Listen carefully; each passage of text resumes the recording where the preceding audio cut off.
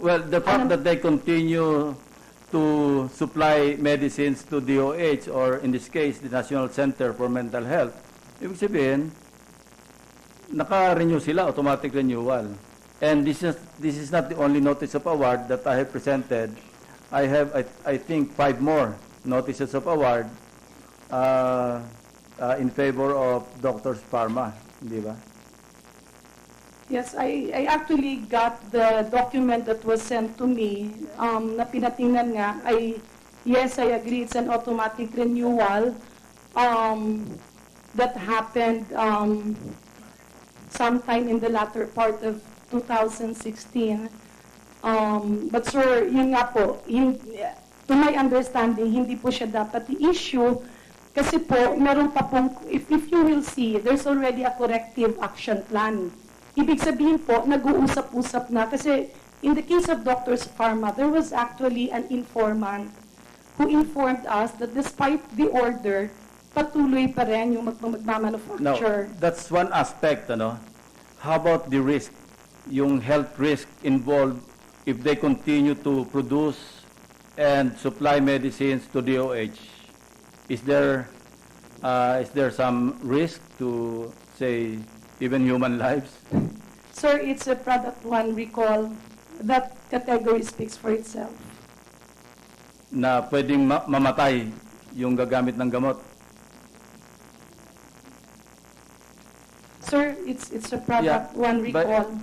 By the way, I was informed by some of your colleagues in the medical profession that you received some threats during the last hearing. Would you confirm that?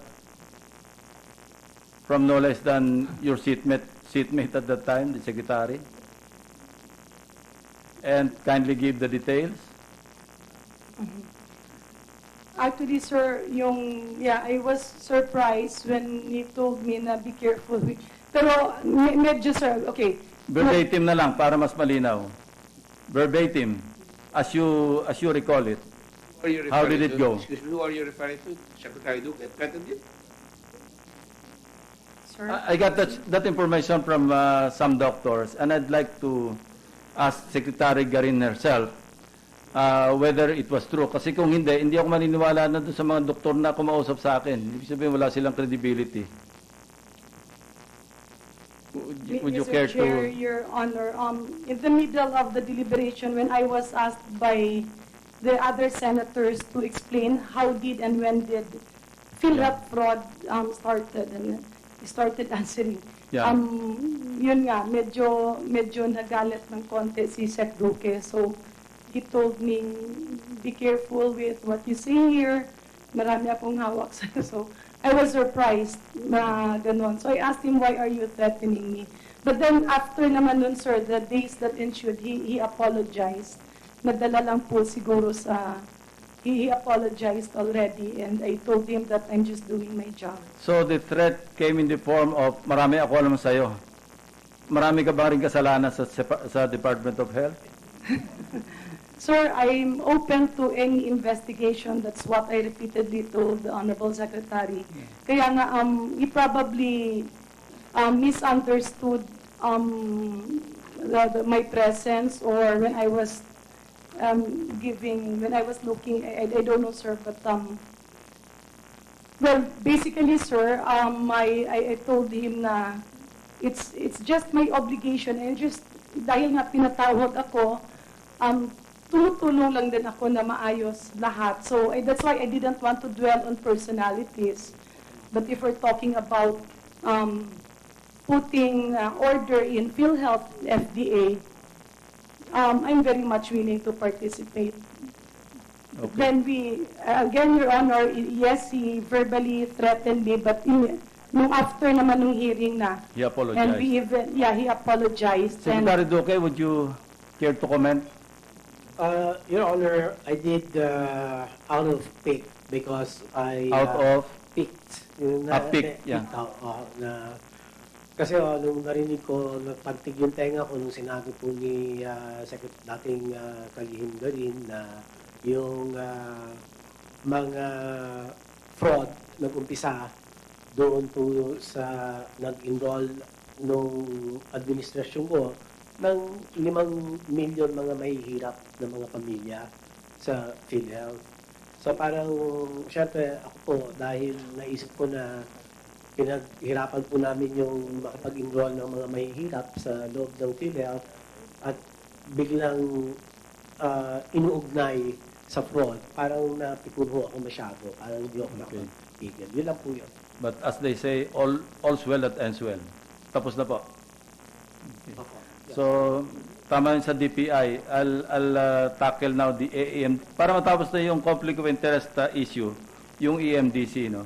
We have here Dr. De La Serna. Kindly come forward. You were the president of Region 1 at the time? Excuse me, Or Philhealth? Excuse me, Senator Lacson, just for the record. I just want to set the record straight. I was surprised. For the record, the committee did not invite you. Is that correct? Senator Ms. Garin, you know, I'm very worried about inviting our sisters and our brothers from the lower house because, you know, there could be some uncomfortable situations where we may have to grill. But for the record, I did not issue an invitation as chairman. Neither did I think Secretary Go or Senator Go. You were in fact invited by Senator Lacson. That is correct. I confirm that. And yes, that's why and that's why I'm saying I was surprised because I was not informed. And I was just in conference with Senator Dillon that I think all invitations should be coursed through the chairman so there will be no misunderstanding. Mr. Chairman, to set the record straight, I wrote you a letter requesting you to invite Congresswoman Garin. Your Honor, if I may, the invitation was not from Senator Lacson. The first invitation was coursed to the office of the Speaker with the Blue Ribbon Committee. And then the next invitation, I was informed by Congress that I have an invitation from the Blue Ribbon Committee. But then, if I'm not invited, Your Honor, it will be okay. I can go back. No. It's not that. It's just housekeeping. I did not get the notice that we invited you. And when I came here, I asked, was she invited here? Because Congresswoman yan. Di tayo basta nag-iimbestiga dahil pagka mamaya, magigrill, magkakaroon pa ng conflict ang House at saka Senate. And I was told that there was no invitation. Then when I sat down here, I asked Senate President Rilon kung ano yan. And it has to be coursed to the chairman. And then, of course, it came back to me just now that there was a letter, and usually I cannot get all the letters. It is coursed to the Director General of the Blue Ribbon. And so if there was an invitation, it was coursed to the Director General. I just want to state here that I was not aware of it. And that is why I'm forthrightly asking the question. If you were indeed invited and it was approved, I did not approve it, but anyway, you're here. I would not hesitate to invite you if there is a request that I got right away from the senator. All right? Thank you. Go ahead, please. Okay.